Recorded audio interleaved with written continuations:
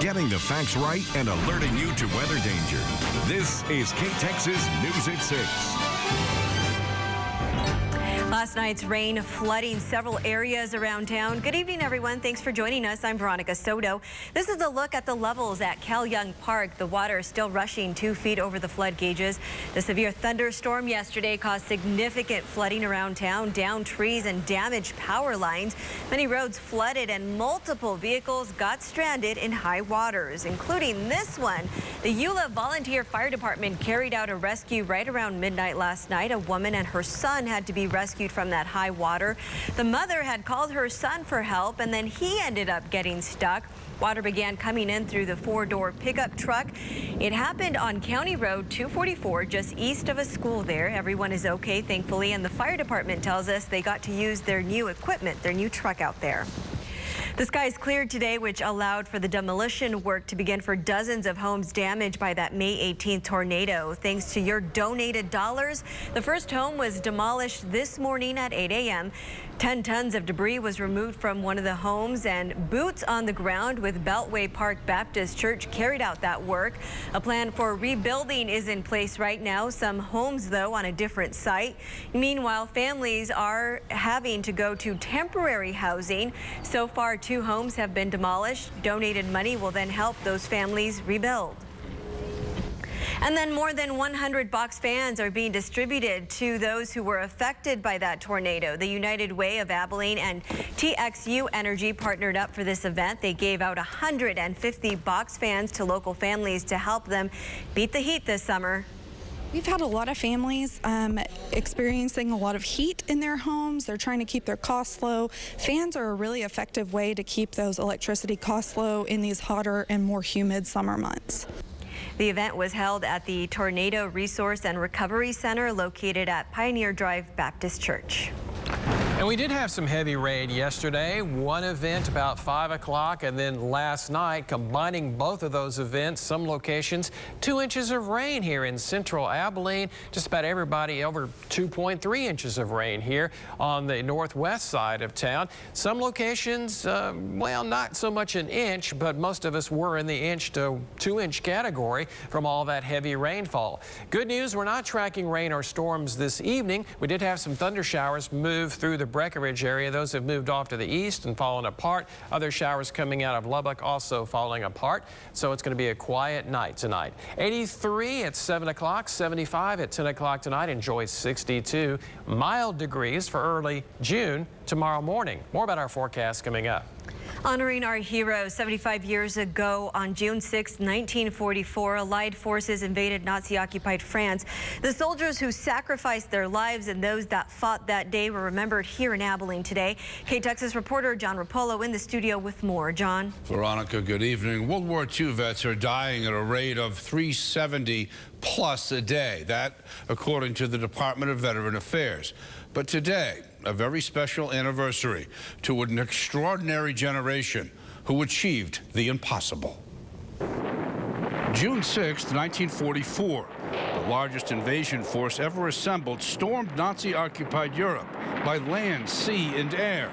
In just a matter of hours, thousands lost their lives in Normandy, France, 75 years ago. A different time.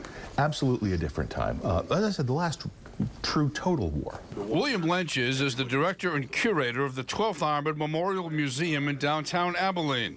A D-Day display has been set up at the museum. They're facing defenses unlike anything we had seen before. The Germans spent years fortifying coastal defenses in France. It took Allied soldiers most of the day to get 500 yards onto the beach. There were so many casualties, the water near the beach turned red. You had barbed wire, you had mines, you had the MG-42 machine guns, you then also had mortars, you had heavy artillery. The flag at the Texas State Veterans Cemetery in Abilene flew at half-staff Thursday to honor D-Day veterans. Jim DeFore is the on-site representative. They are true heroes, every one of them, whether they were recognized with a medal or not. They were just 18, 19, and 20 years old back in 1944. The number of D-Day veterans still alive have dwindled over the years. Their great sacrifice will never be forgotten. When these men were young, they saved the world. It's amazing men. Again, we'll never see that like again. What a soundbite, huh? It's so very poignant, especially today. Now, that D-Day memorial display set up at the 12th Armored Division Memorial Museum we showed you, that'll be up for several more days. Believe me, folks, it's worth the trip. We're live in the studio. John Rapolo, KTXS News. We continue this D-Day coverage. You're going to like this next story. The U.S. Navy is naming its newest ship after a veteran from right here in the big country who was killed in action at a young age. KTXS reporter Courtney Brown joins us now in the newsroom to tell us about this local hero. Veronica, we caught up with his brother Lonnie, who lives right here in the big country. Lance Corporal Miguel Keith was born in Texas and went to elementary school in Baird before moving to Nebraska with his family. Where he graduated, went to ROTC and decided that he wanted to join the Marine Corps. That's when Lonnie Keith lost his older brother when he was just 8 years old. Would we like to have him here? Yes. That's any time you lose a family member. But you can't ask for someone to be as courageous and brave as what he done. Miguel died in Vietnam in 1970, defending his fellow Marines from enemy forces. He was just 18. That's how he earned the military's highest decoration, a Medal of Honor. He volunteered to go into the military. He said it was something he had to do. Lonnie says this past weekend, a life-sized bronze statue was revealed in Nebraska at a park named in Miguel's honor. It means a lot to a lot of people because it's finally getting out there that more people from the era of the Vietnam War is starting to be recognized for what they have done. And it doesn't stop there. Miguel's family plans to travel to San Diego in October when the U.S. Navy dedicates its newest ship called the USNS Miguel Keith.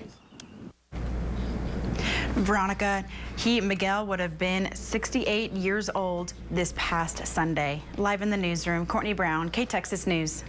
Thank you, Courtney. Love that story. New at 6 today, a Taylor County grand jury indicted 45 people on charges ranging from possession of child pornography to aggravated robbery. One of them being this man, 32-year-old Jeffrey Mark Tatum. He's charged with 1 count of possession of child pornography with intent to distribute. An Abilene police officer discovered a child porn video and traced the IP address used to download it to a home across the street from Mann Middle School.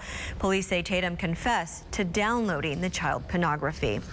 And a foster mother who was also indicted today, charged with injury to a child. Detectives say she confessed to causing bodily harm to a 2-year-old boy in her care. She took the child to get checked out, and doctors noticed the questionable injuries on his neck and on his thigh. April Weaver admitted that she lost patience with the child, striking the boy in the face and caused him to fall off the bed because he was fighting with his sister. A judge set her bond at $5,000.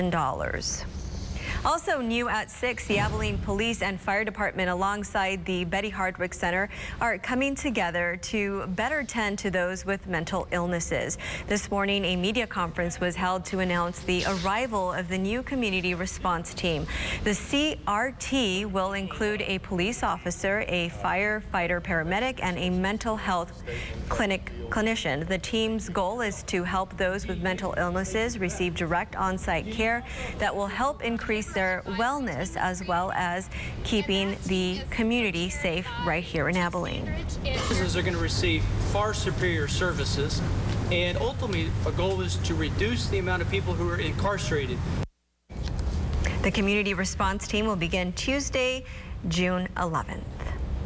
Nice day to get out. A little muggy, but nice day to see a parade. Water standing around. Yeah. That's why we've got so much humidity. Temperatures were very mild this morning because of all that rain. 61 was our low. Our high today did warm back up to 86. We're looking at another mild night ahead. Your forecast coming up next. Also coming up is the president using the threat of tariffs against Mexico as a ploy. Find out coming up here on KTXS News at 6.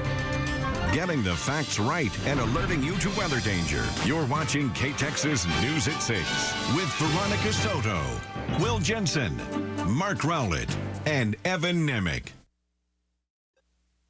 From the Lane Tech Roofing Weather Center, the Good Roofer. Your Storm Alert forecast with Chief Meteorologist Mark Rowlett.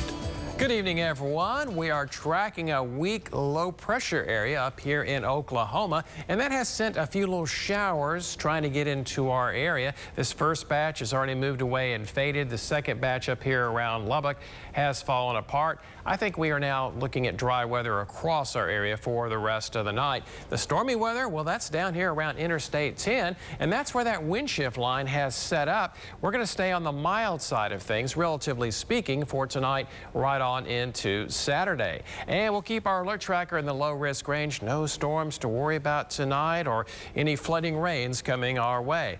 Our forecast, we'll look at lows down to 62 with a north wind around 5 to 10 miles per hour. That north wind is our friend for tonight. We've officially had a very weak cold front slip through. Temperatures were on the mild side for early June, and we are looking at fair skies for most of our area tomorrow morning. Enjoy those low 60s. For tomorrow afternoon, it's nice and sunny. Temperatures are warming into the upper 80s. And then here we are looking at Saturday morning temperatures in the mid 60s.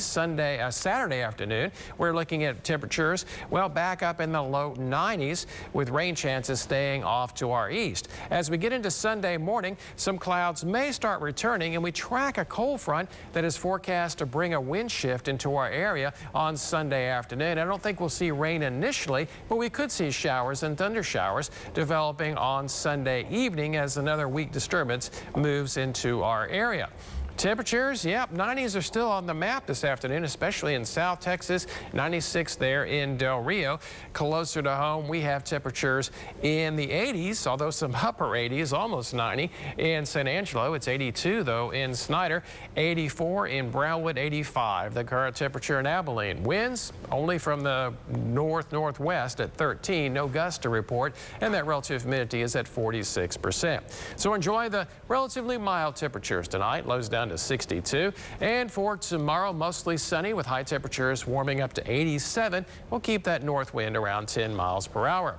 In Brownwood, mild mornings for Friday and Saturday morning, getting a bit muggy on Sunday with a chance of some evening thunder showers. In Sweetwater, Snyder, enjoy mild air for tomorrow, a slow warming trend for Saturday and Sunday, and I think rain chances are going to return for much of our area as we get into Monday behind that cold front that kind of stalls out. But look, it does knock those temperatures back down to maybe only around 80 on Monday. I know you keep saying knock them down, but a lot of us here are kind of happy we're seeing the upper 90s. Well, all right, it is summertime. I agree. Thanks, Mark. Still ahead here on KTXS News at 6. The president's tactic of tariffs against Mexico has drawn a lot of backlash, but not just by Democrats. I'm Scott Thuman in Washington with what worries people on both sides of the aisle. Welcome back, everyone. Tense negotiations are underway in Washington right now in hopes of avoiding a big blow in the trade war that could come on Monday. That as President Trump wants Mexico to turn back caravans of Central Americans now heading towards the U.S. border. Sinclair's chief political correspondent Scott Thuman shows us how President Trump's plan to punish Mexico with a 5% tariff on Mexican goods has prompted a political crisis. Reports of a 13-year high in border arrests last month, 144,000 immigrants taken into custody, holding cells described as bursting at the seams. That seemingly emboldened President Trump's insistence that if Mexico can't control the flow of immigrants, tariffs are coming. And I mean it too, and I'm very happy with it. And a lot of people, senators included, they have no idea what they're talking about when it comes to tariffs. It's a very bizarre strategy. This is dangerous territory. This is not a way to treat a friend. The criticism not just from the left. I'm not necessarily a fan of tariffs. Tariffs are taxes. They're taxes on consumers. They're taxes on businesses. This is the wrong solution to the crisis. There is a lot riding on these negotiations with Mexican officials who are here in Washington and concerns over how this fight could possibly affect other critical discussions that are still up in the air. We're so close to getting a new NAFTA.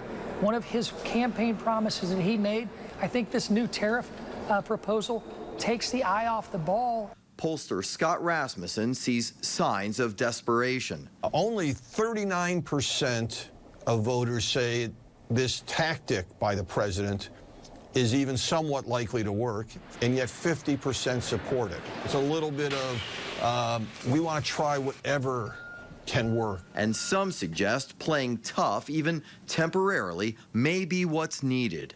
If Trump can threaten Mexico or China and bring them to the table, that's a tactic that would be good. And maybe that's what he's trying to do. In Washington, I'm Scott Thuman. Evan Nimick here, back from Round Rock. Long night for you. Yes. And here to talk about a draft. More baseball. Yesterday we talked about a Cooper graduate who got drafted into the major leagues. Today we talk about an ACU player who's getting to put his cleats on again. Coming up, we'll show you what's next for Luis Trevino after being drafted by a big league team. This portion of KTXS News sponsored by Capital Farm Credit. Together we're better. Now, sports with KTXS Sports Director Evan Nimick. Good evening, Big Country. Lost in the hoopla of the high school baseball state tournament yesterday was the news that an ACU Wildcat was taken in the Major League Baseball draft. Catcher Luis Trevino was selected by the Tampa Bay Rays in the 40th round. Trevino was named the Southland Conference Player of the Year this past season. ACU coach Rick McCarty was on the phone with him when Trevino found out he was getting drafted. He's like, sure, like, I just want to go play. And literally, right, he says, I just want to go play. He's like, Coach, the Rays scouts call me. And I'm like, all right, man, I think you're about to be a Ray, so take this phone call, you know. So he called me back, 4 or 5 minutes later, and it's like, man, I'm a Tampa Bay Ray. So he was really excited. It was pretty cool back and forth, man. You go from a low to a really good high. So we're real proud of him. Last night, the Toronto Raptors took a 2-1 lead over the Golden State Warriors in the NBA Finals, but hopefully that didn't sour a great night for two young fans. Here's TJ Holmes. The NBA Finals is an opportunity of a lifetime for players and also these fans who we surprised earlier this week with the help of a special guest. We're obviously back in the finals, and you guys have been selected as Good Morning America's courtside kids. So I'll see you guys at Game 3 and enjoy it to the fullest. What? The two sisters, Riley and Olivia, were given the chance to be courtside at Oracle Arena. Whoa! NBA 2019 Finals. The duo strolled the sidelines during shoot-around and saw how the players get ready for a big game. See them all in play? Yeah, look so much taller in person. I know. With custom GMA/Warriors jerseys and mics in hand, the sisters also sat down with the players for some exclusive interviews. Who in the Warriors would you trust to watch your kids, and who wouldn't you, and why? I trust Steph because I think he's a great father. We asked him who he would trust most to babysit his kids, and he said you. He said me? That's a good friend, right? I respect it. I'm not available for the job, though. I got to work. Afterwards, the young fans offered Curry a gift of their own. Before you go, we brought something for you.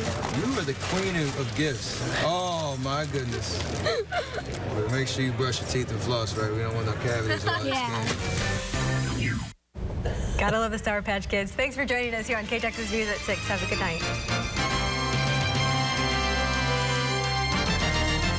Promotional consideration furnished by